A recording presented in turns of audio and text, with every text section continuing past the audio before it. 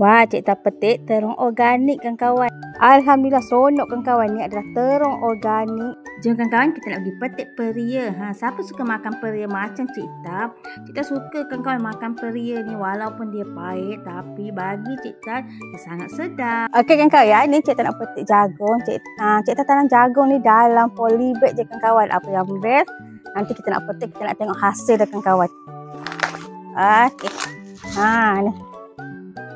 Ini adalah jagung manis. Nanti kita nak buka, kita nak tengok isi dia padat ataupun tak. Jom kawan-kawan kita menanam.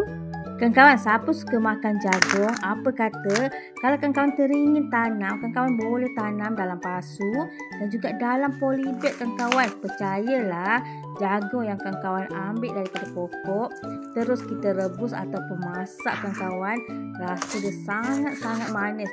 Kita suka sangat tanam jagung kawan-kawan, dan bila kita nak makan, jagung tu dah ada dekat rumah kita. Alhamdulillah.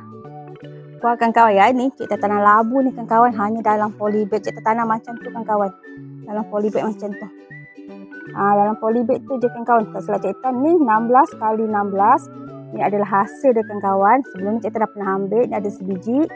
Ni juga ada satu lagi kawan-kawan.